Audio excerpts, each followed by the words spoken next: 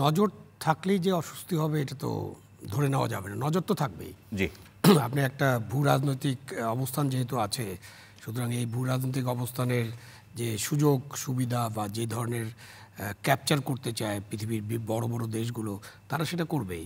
এখন আপনি কিভাবে এটাকে তৈরি করবেন, আপনি কিভাবে বিবেচনা করবেন, আপনি কি পদক্ষেপ নেবেন, সেটা আপনাকে ঠিক করতে হবে।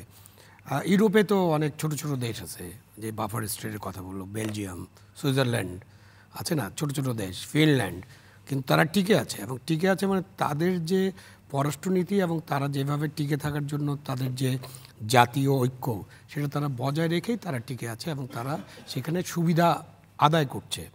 আমাদের কিন্তু এই ভূ রাজনৈতিক পরিস্থিতিতে আমাদের অনেক সুবিধা বা সহযোগিতা আদায় করার বা অর্জন করার সুযোগ আছে, কিন্তু ওই যে আমরা প্রথমে যেটা বললাম, আমরা হয় প্রেম নাহলে ঘৃণার আবহে আছি। সুতরাং আমরা ওই দিকে তো যাচ্ছি না। আমরা যখনই কোনো কিছু চিন্তা করি তখন চিন্তা করি যে এটা করলেই বুঝি ভারত আমাকে দখল করে ফেলবে, এটা দিলেই বোধহয় ভারতের আধিপত্য বিস্তার লাভ করবে। আমি ছোট্ট একটা উদাহরণ দিই। আপনি আরাকানে অনেক গ্যাস আছে, আরাকান গ্যাস তেল আছে আরাকান রাজ্যে, এবং সেই জন্য আরাকান কিন্তু খুব ইম্পর্টেন্ট, এবং এটাতে রাশিয়ার নজর আছে, আমেরিকার নজর আছে, চীনেরও নজর আছে।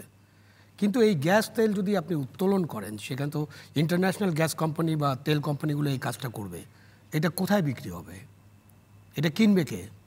আরাকান থেকে ওই বার্মার অন্যান্য অঞ্চলে নিয়ে যাওয়া খুব কঠিন। আরাকান থেকে এটা আমাদের দেশে সমতলে নিয়ে আসাটা সহজ। এবং আমরা যে অবস্থানে আছি সেই অবস্থানে আরাকানের পুরো গ্যাস তেল যখন ইন্টারন্যাশনাল কোম্পানিগুলো করতে যাবে, তখন কিন্তু বাংলাদেশ পুরো গ্যাসটা কিনতে পারবে না, ব্যবহার করতে পারবে না। সুতরাং আপনাকে একটা পাইপলাইন লাগবে। এই পাইপলাইন কিন্তু যে ইউরোপে 100টার বেশি যুদ্ধ হয়েছে, 2টা বিশ্বযুদ্ধ হয়েছে, তারপরে এখনও যুদ্ধ চলতেছে। মস্কো থেকে গ্যাস কিন্তু বার্লিনে আসে পাইপলাইনের মাধ্যমে, মস্কো থেকে বার্লিনে ট্রেন চলে। তারপর তাদের মধ্যে অনেক টেনশন, যুদ্ধ, ব্যালিস্টিক মিসাইল, অমুক তমুক, ন্যাটো, অনেক কিছু আছে না, কিন্তু তার মধ্যে তাদের এই সহযোগিতাটা অব্যাহত আছে অর্থনৈতিক উন্নয়ন, জনগণের কল্যাণ বিবেচনায়। সেখানে আপনি কি নেগোশিয়েট করবেন? আপনি প্রথম নেগোশিয়েট করবেন যে আমার যে প্রয়োজন, সেই প্রয়োজন মিটিয়ে তুমি গ্যাস নিয়ে যেতে পারবা। সো আপনার প্রয়োজন 100 ট্রিলিয়ন যদি গ্যাস উৎপাদন হয়, আপনার 10 ট্রিলিয়ন দরকার, আপনি 10 ট্রিলিয়ন নেবেন, পে করবেন, এবং বাকিটা কোথায় বিক্রি হবে? ভারতে বিক্রি করতে হবে। কারণ ভারত হচ্ছে এখানে gas hungry country, energy hungry country.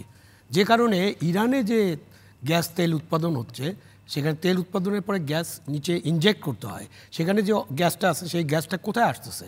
একটা ইন্টারকন্টিনেন্টাল পাইপলাইন হচ্ছে সাগরের নিচ দিয়ে। প্রথমে পাকিস্তান এটাতে খুব বাধা দিয়েছিল। তখন ইরান তাদেরকে বললো যে ঠিক আছে, তুমি সব গ্যাস কিনে নাও। তো পুরো গ্যাস তো পাকিস্তানের পক্ষে কেনা সম্ভব না, বোম্বাইতে এটা কানেক্ট করতে হবে। তখন তাদেরকে বলা হলো করাচিতে তোমার যা প্রয়োজন তুমি এটা নাও, বোম্বাইতে কানেক্ট করতে হবে, এবং কানেক্ট করা হচ্ছে। কিন্তু তারা কিন্তু পাকিস্তান এবং ভারতের যে বৈরী সম্পর্ক, এই সম্পর্কের পরও তারা এতে রাজি হয়েছে, বিকজ এতে পাকিস্তানের লাভ, অয়েল কোম্পানিগুলোর লাভ, বিশ্বের লাভ, জনগণের লাভ, ভারতের লাভ, সবাই সবার ওই যে যা উইন উইন সিচুয়েশনে যে আপনাকে এগুলো করতে হবে। আপনি যে রেল লাইনের উদাহরণ দিলাম, আপনি যদি রেলপথ যায়, তার মানে কি রেলপথ গেলেই বাংলাদেশ ভারতের দখলে চলে যাবেন? বিষয়টা এরকম না। আপনি আপনার স্বাধীনতার সার্বভৌমত্ব রক্ষা করার জন্য কি কি প্রয়োজন আছে, কিভাবে বাফার স্টেট হিসেবে, আপনি ওই যে একটু আগে বললাম না যে আপনার পারমাণবিক শক্তি, রাফায়েল কিনবেন বা J-31 কিনবেন, হ্যাঁ, F-16 কিনবেন, আপনার তো এই অ্যাবিলিটি নাই। না, বিগত আবুল আলম শহীদ খান, আপনি যথার্থই বলেছেন যে বিগত সময়ে সরকারগুলো এই দেশের স্বার্থ রক্ষা করতে পারে নাই বলেই আজকের এই বাস্তবতা। আপনি সেটি একমত তো নিশ্চয়ই? অবশ্যই। দেশের স্বার্থ রক্ষা করতে পারেনি মানে এই আইডিয়াটা তো নাই আমাদের। আমাদের পুরা কূটনীতি, ভারতের সাথে আমাদের সম্পর্কটাই আমরা একটা দোলাচলের মধ্যে রেখে দিয়েছি সবসময়। হয় আমাদের ভারত বিরোধিতার কার্ড খেলতে হবে, হিন্দু কার্ড খেলতে হবে, সংখ্যালঘু কার্ড খেলতে হবে, অথবা আমাদের প্রেম ভালোবাসার কার্ড খেলতে হবে। সেই জন্য বলছি, নতুন প্রেক্ষাপটে নতুনভাবে আপনাকে চিন্তা করতে হবে। আপনি উদারভাবে নতুনভাবে চিন্তা করে আপনি সম্পর্কটা কিভাবে উন্নয়ন করা যায় এবং সম্পর্কটা কিভাবে স্থিতিশীল করা যায়, সেটা ইম্পর্টেন্ট। আরও আগের সরকারগুলো পায়নি, কারণ জাতীয় ঐক্যমত্য কিন্তু নাই আমাদের।